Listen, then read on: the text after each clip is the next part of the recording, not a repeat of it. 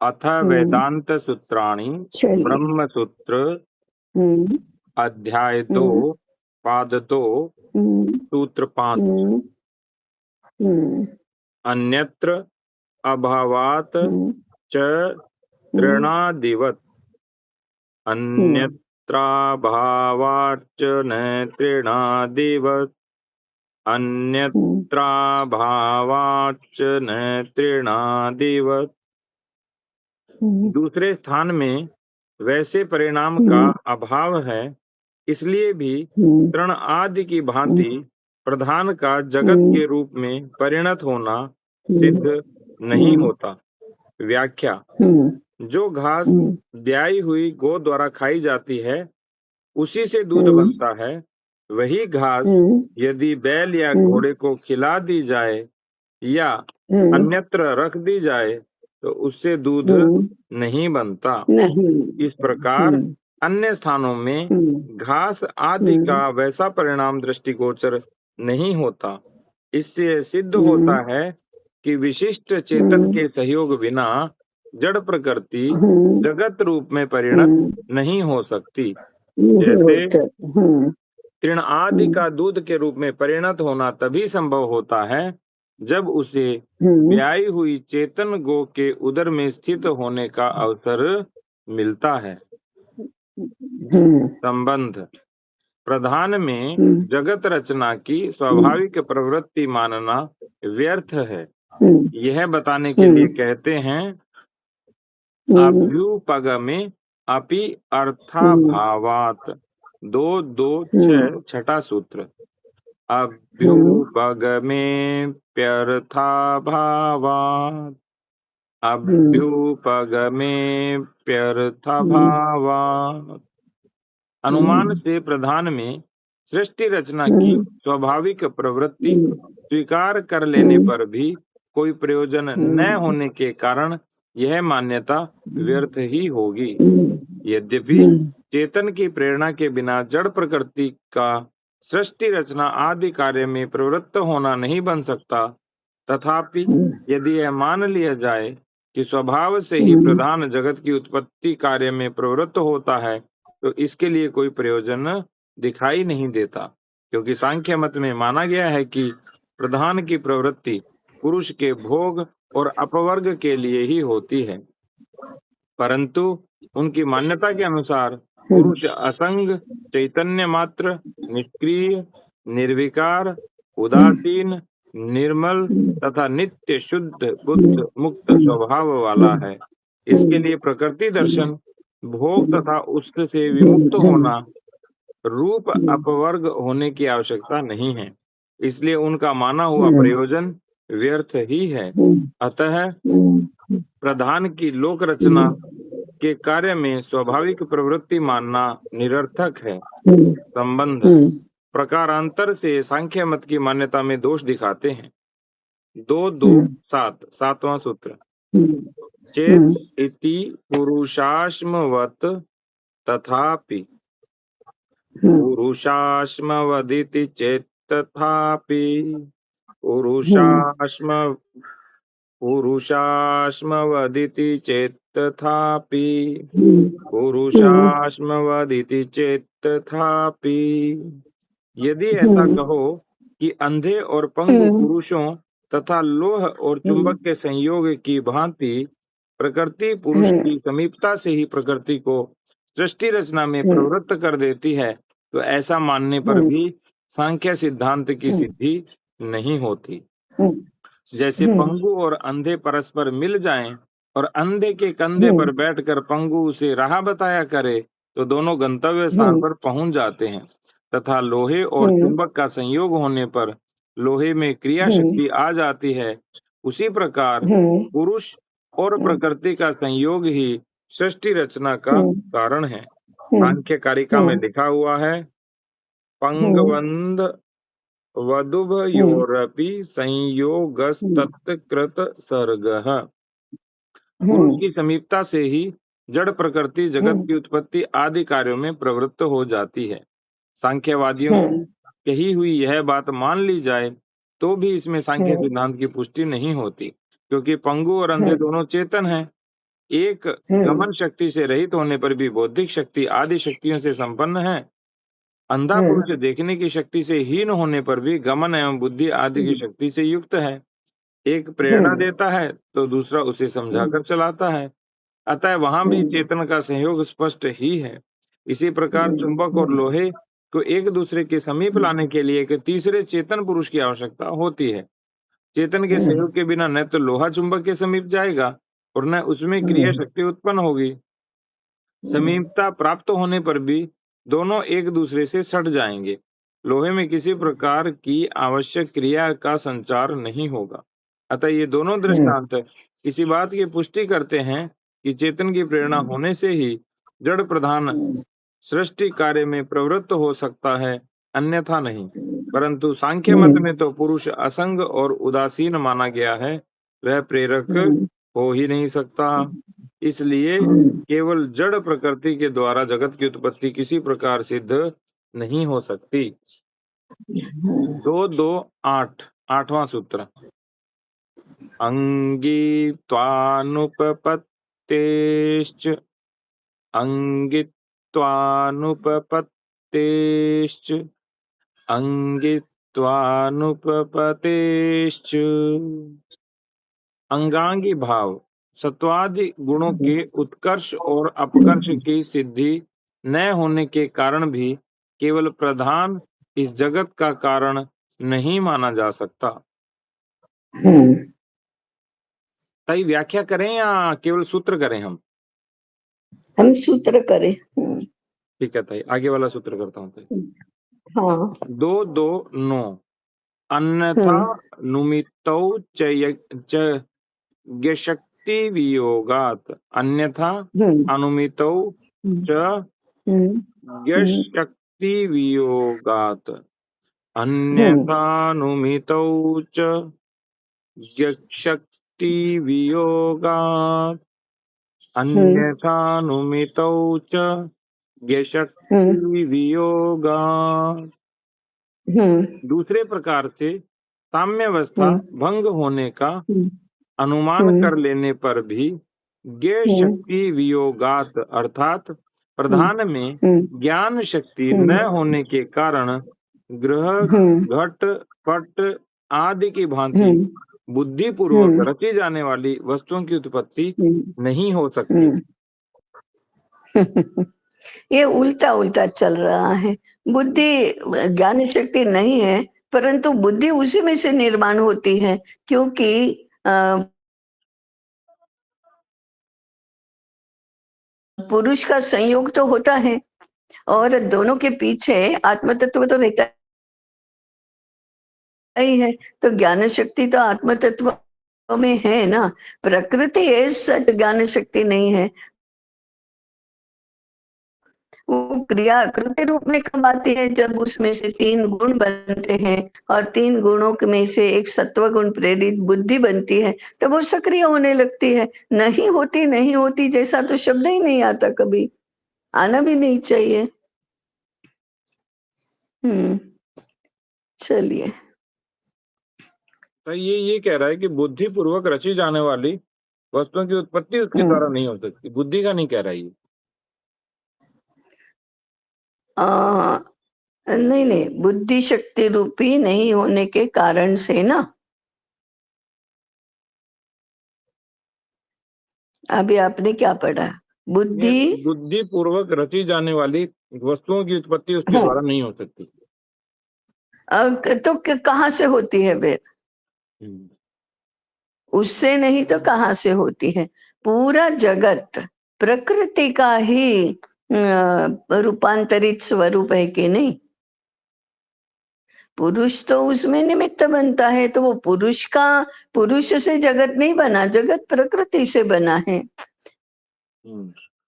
तो उसमें बुद्धिपूर्वक रची जाने वाली सभी प्रकार की रचनाएं उसमें होंगी ही, और जिस बुद्धि से रची जाती है वो बुद्धि भी उसमें अप्रगट रूप में रहती है। धीरे धीरे वह उद्घाटित होती जाती है, मैनिफेस्ट होती जाती है। अन्यथा कौन बनाएगा? ये बुद्धिपूर्वक रचना करेगा कौन?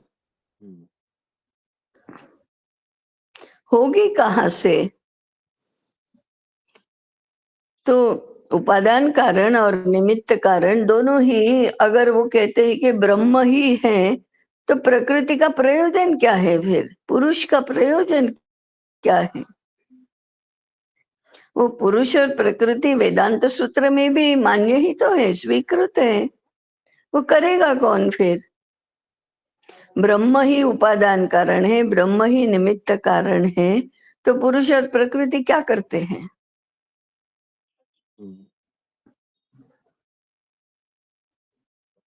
वे मूल तो निमित्त उपादान दोनों ही मूल रूप में ब्रह्म ही हैं, परंतु फिर वो दोनों कारण स्वतंत्र रूप से अस्तित्व में आते हैं। ब्रह्म व्यक्त होने लगता है तो पहले पुरुष और प्रकृति बनता है।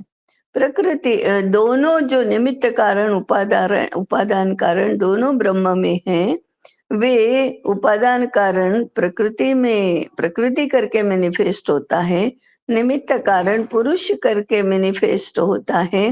फिर दोनों मिलकर जब जगत की रचना होने लगती है तो उपादान कारण से जगत बनेगा और निमित्त कारण से जगत बनाने का पुरुष जगत बनाएगा, प्रकृति से जगत बनेगा। इतना सीधा सरल इसका अर्थ हुआ। दोनों बनाने की शक्ति, बनने की शक्ति दोनों ही ब्रह्म में है। तो ब्रह्म से स्वतंत्र प्रकृति उपादान कारण नहीं हो सकती। ये कहने का तात्पर्य तो ये है कि प्रकृति उपादान कारण नहीं होती, ब्रह्म ही उपादान कारण है। पुरुष निमित्त कारण नहीं होता, ब्रह्म ही निमित्त कारण भी है। तो निमित्त कारण पुरुष रूप में मैनिफेस्ट हुआ, उपादान कारण प्रकृति के रूप में मैनिफेस्ट हुआ।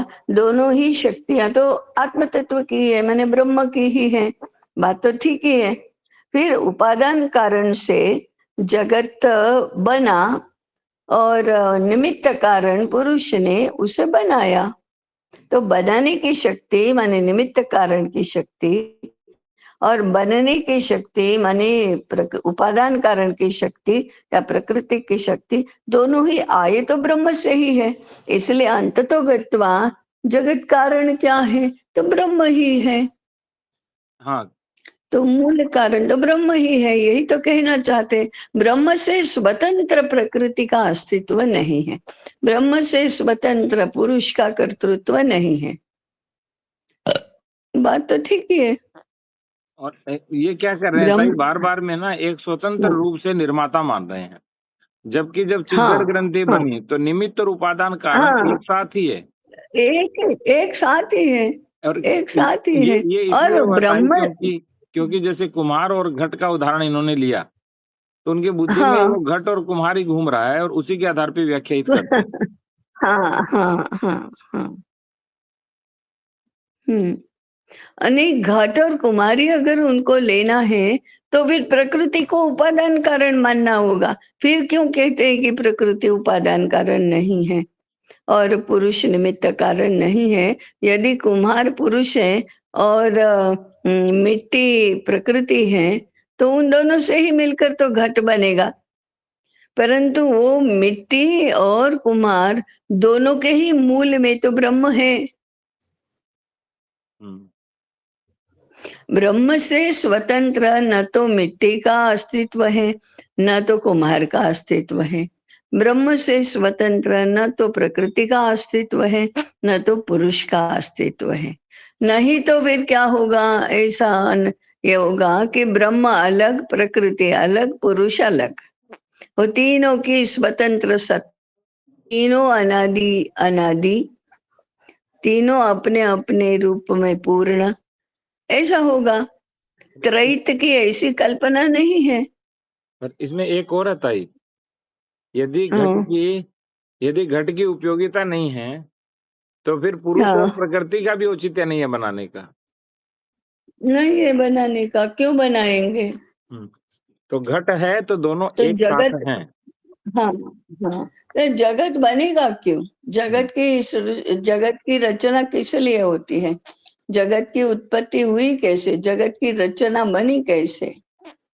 कहाँ से बनी? किसने मन में लाया? कि बनाना है, प्रकृति मन में लाती है? नहीं, प्रकृति तो साधन है। पुरुष मन में लाता है? नहीं, वो तो उसका साधन है। आता तो है मन में ब्रह्म के, काम संकल्प तो ब्रह्म का है। इस संकल्प को साकार कैसे करना, तो इसकी रचना होती जाती है। वे दो पुरुष और प्रकृति, ऐसी दो प्रकृति को भी तो शक्ति ही कहा ब्रह्म की, ऐसे पुरुष भी तो उसका प्रतिनिधि ही है। तो प्रकृति और पुरुष दोनों ही मूल रूप से तो ब्रह्म में ही है। ब्रह्म से वो मैनिफेस्ट, ब्रह्म अपने आप को पुरुष और प्रकृति के रूप में मैनिफेस्ट करता है, अर्थात व्यक्त करता है। और फिर ब्रह्म स्वयं मूल रूप में कुछ नहीं करता। जो जगत निर्मिति का, जगत के सृजन का कार्य है, वो पुरुष और प्रकृति मिलकर करते हैं। अकेली प्रकृति भी नहीं कर सकती, अकेला पुरुष भी नहीं कर सकता। दोनों मिलकर बनता जाता है, बनता जाता है, बनता जाता है। और ब्रह्म तो एकमेव द्वितीयम ऐसा रहता है, निर्विकार निस्संग, वो तो रहता है। परंतु भोक्ता कर्तृत्वे भोक्तृत्वे हेतुरुच्यते पुरुषः। कार्यकरण कर्तृत्वे हेतु प्रकृतिरुच्यते पुरुषः सुख दुःखानां भोक्तृत्वे हेतुरुच्यते।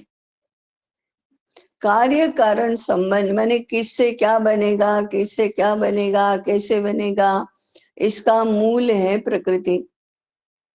और करना और उसका फल भोगना, उसमें उसमें का हेतु है पुरुष।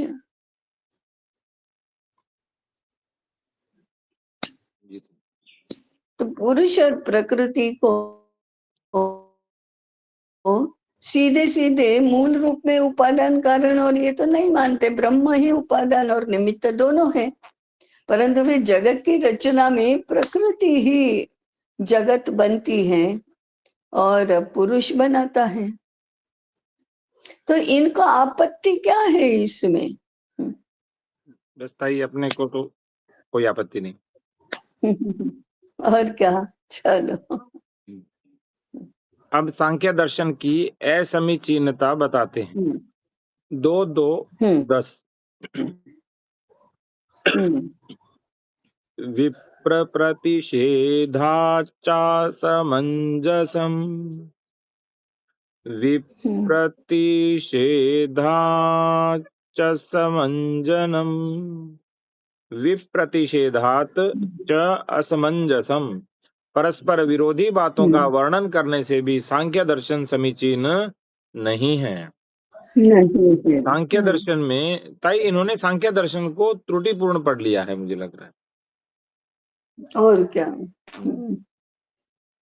आगे लिखा है, उपर्युक्त मैंने 10 वो वही सूत्रों में हुआ ये वही हुआ कि वेदांत सूत्र की, वेदांत की श्रेष्ठता सिद्ध करने के लिए सांख्य को नीचा दिखाओ। ऐसा नहीं होता ना, ऐसा नहीं होता। आप ये कह सकते हैं कि ये जो षड दर्शन है वो शुरुआत से कल्बिनेट होते होते होते वेदांत में परिपक्वता आई चिंतन के, ये तो आप कह सकते हैं। परंतु सभी दर्शनों के अपने अपने फोकस, अपना अपना न्यूज, ये अलग अलग हैं। ऐसा क्यों नहीं मानते? वैशेषिक पदार्थ का ही शब्द प्रयोग करता है, तो वो तो आज वो तो भौतिक विज्ञान की बात हुई। तो आज का भौतिक विज्ञान है, वो भी वैशेषिक की दृष्टि से पढ़ेंगे तो और अधिक अच्छी तरह से पढ़ा जाएगा, समझा जाएगा। ऐसा प्रतिपादन हमारा होना चाहिए।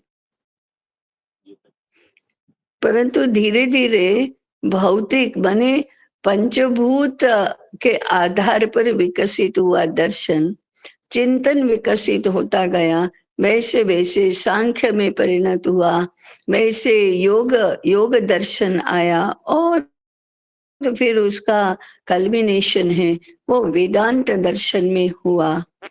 ऐसा तो आप षड दर्शन समन्वय करके कह सकते हैं। मनुष्य अपनी विचारधारा में तो भी तो विकास कर सकता है ना, और आगे आगे शुद्ध होता जाता है, परिष्कृत होता जाता है, ऐसे ऐसे आगे बढ़ता है कि भाई देखो इस तरह से दुनिया को देखोगे और समझाओगे तो पर्याप्त नहीं है, इस दृष्टि से समझाओ, ये सूत्र पकड़कर समझाओ। तो अब वेदांत सूत्र तक आए तो सब कुछ ऐसे एक साथ स्पष्ट हो गया।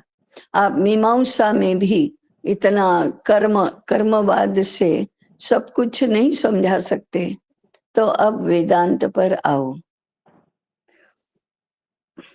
योग भी एक मार्ग है। मार्ग माने योग तो कृति का है, भाई कैसे करना ये सब तो कृति का है। तो कृति करते करते करते रियलाइज क्या करना है, कृति स्वरूपे तदा दृष्टु स्वरूपे वस्थानम। तो स्वरूप क्या है ये समझाने के लिए तो वेदांत सूत्र है कि स्वरूप क्या है, ब्रह्म ही है। तो फिर अहम ब्रह्मास्मि ये स्वरूपे अवस्थानम हुआ। जी तो फिर वैशेषिक दर्शन का कल्बिनेशन सर्वम खलविदम ब्रह्म ऐसा होगा। तो ब्रह्म तक पहुंच गए ना, तो ब्रह्म क्रुशल बना वेदांत दर्शन में। ये क्या अब इनको भाष्यकारों को तो क्या बताए अब, इसलिए भाष्यकारों को छोड़ो।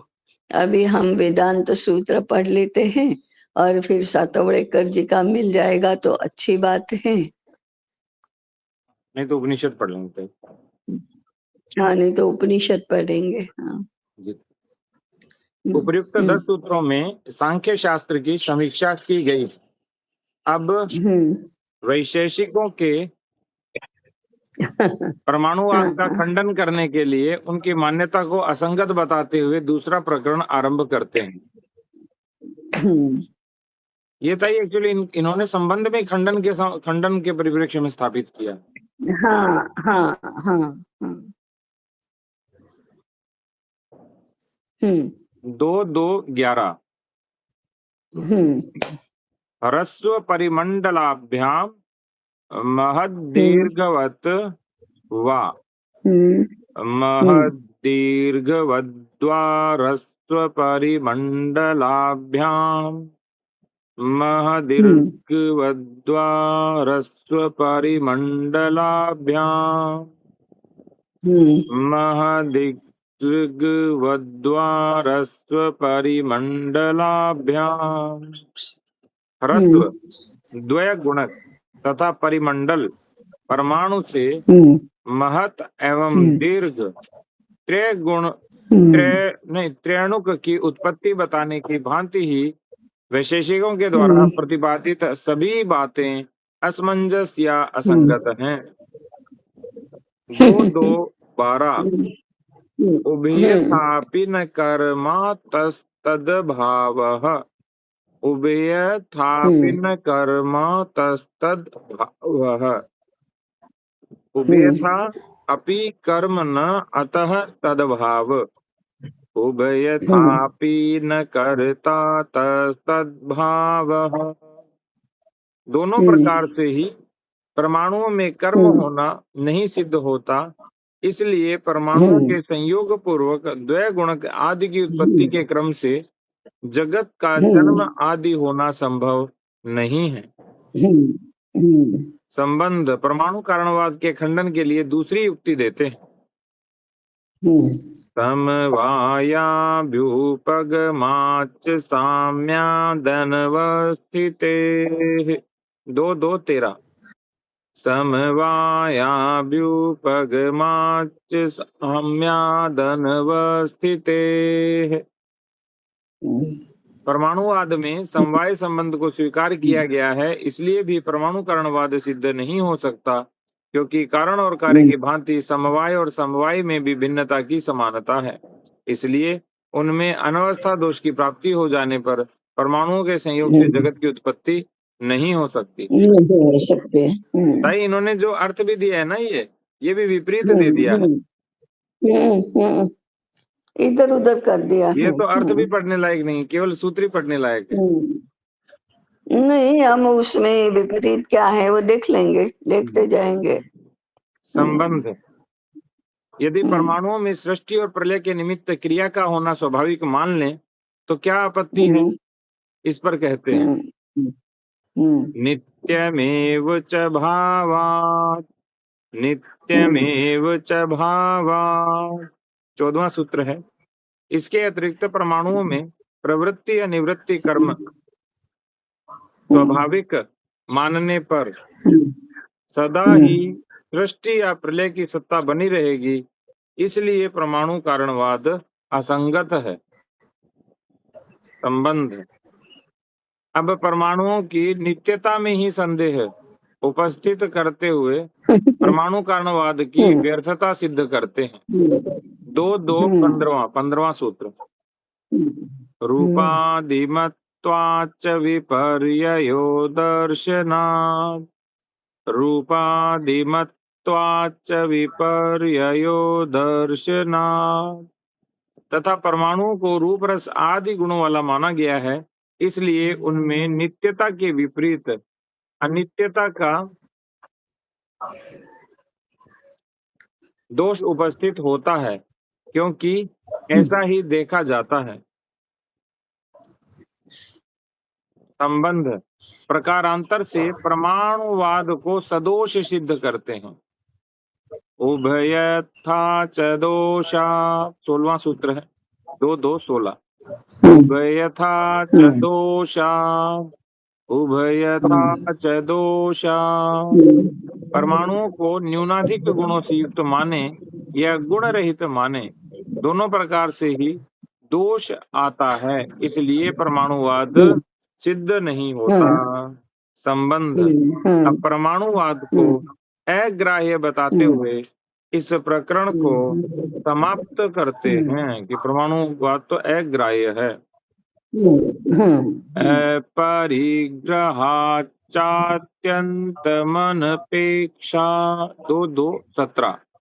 अपरिग्रहात् च अत्यन्तम अनपेक्षा, अपरिग्रहाच्च अत्यन्तम अनपेक्षा, अपरिग्रहाच्च अत्यन्तम अनपेक्षा। परमाणु कारणवाद को शिष्ट पुरुषों ने ग्रहण नहीं किया है, इसलिए भी इसकी अत्यंत उपेक्षा करनी चाहिए। व्याख्या। पूर्वोक्त प्रधान कारणवाद में अंशतः सत्कार्यवाद का निरूपण है, अतः उस सत्कार्यवाद अंश को मनु आदि शिष्ट पुरुषों ने ग्रहण किया है, परंतु परमाणु कारणवाद को तो किसी भी श्रेष्ठ पुरुष ने स्वीकार नहीं किया, अतः यह सर्वथा उपेक्षणीय है। संबंध। 11वें से 17वें तक 7 सूत्रों में परमाणुवाद का खंडन किया गया है। अब क्षणिकवाद का निराकरण करने के लिए यह प्रकरण आरंभ करते हैं।